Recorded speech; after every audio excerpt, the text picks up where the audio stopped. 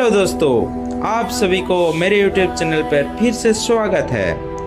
आज हम बात करेंगे भारत की 12 ज्योतिर्लिंग के बारे में। भारत एक ऐसा देश जहां इतिहास केवल पुस्तकों में नहीं बल्कि पत्थरों, पर्वतों और मंदिरों में जीवित। इसी भूमि पर फैले हैं भगवान शिव के 12 दिव्य प्रकाश स्तंभ, जिन्हें ज्योतिर्लिंग कहा जाता है। ये केवल पूजा स्थल नहीं बल्कि हजारों वर्षों से चली आ रही है आस्था, तपस्या और आध्यात्मिक चेतना का केंद्र। संस्कृत शब्द ज्योति का अर्थ है प्रकाश और लिंग का अर्थ है निराकार स्वरूप। पुराणों के अनुसार जब ब्रह्मा और विष्णु के बीच श्रेष्ठता का विवाद हुआ, तब भगवान शिव अनंत अग्नि स्तंभ के रूप में प्रकट हुए।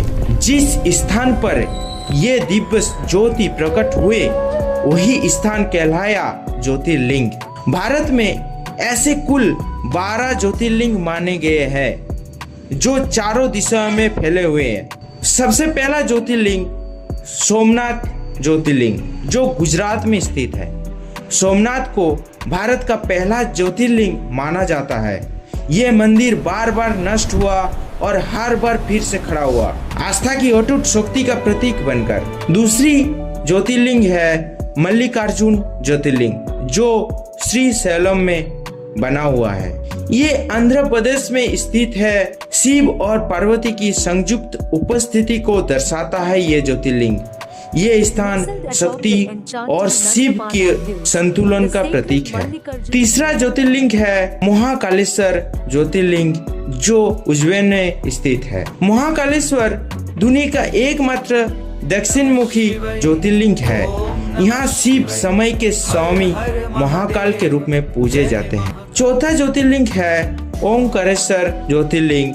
नर्मदा नदी के मध्य स्थित ये ज्योतिर्लिंग ओम के आकार के द्वीप पर विराजमान है। ये स्थान ध्यान और आत्मबोध का केंद्र माना जाता है। पांचवा ज्योतिर्लिंग है केदारनाथ ज्योतिर्लिंग जो उत्तराखंड में स्थित है। हिमालय की ऊंचाइयों में स्थित केदारनाथ तपस्या और त्याग का प्रतीक है। ये ज्योतिर्लिंग पांडवों की कथा से जुड़ा हुआ है। छठवां ज्योतिर्लिंग है भीमाशंकर ज्योतिर्लिंग जो महाराष्ट्र में स्थित है। यहाँ शिव ने त्रिपुरासुर के पुत्र भीम का वध किया था। ये क्षेत्र आज भी घने जंगल से घिरा हुआ है। सातवें ज्योतिर्लिंग है काशी विश्वनाथ ज्योतिर्लिंग जो बनारसी में स्थित है।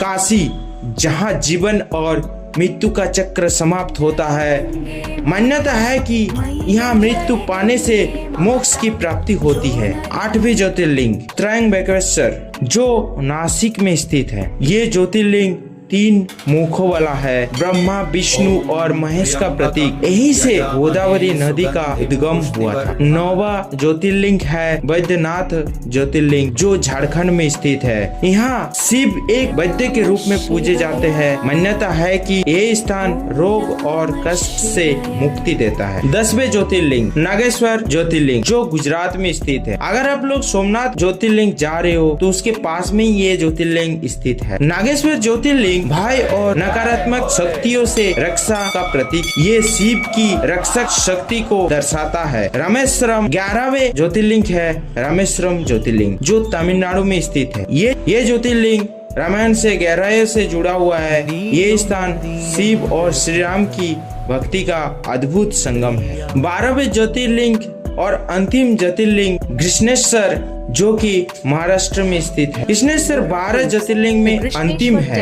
ये करुणा, भक्ति और विश्वास का प्रतीक माना जाता है। ये 12 ज्योतिर्लिंग भारत की आध्यात्मिक रीढ़ है। हजारों वर्षों से ये मंदिर मानव को आस्था, धैर्य और मोक्ष का मार्ग दिखाते आ रहे हैं। शिव न आदि न अंत, केवल सत्य, केवल प्रकाश। ओम नमः शिवाय। अगर आप सभी को मेरा ये वीडियो अच्छा लगे तो चैनल को सब्सक्राइब कर दीजिए और बेल आइकन को प्रेस कर दीजिए। अगर ऐसे ही वीडियो और चाहिए सभी एक ज्योतिर्लिंग के बारे में तो बेल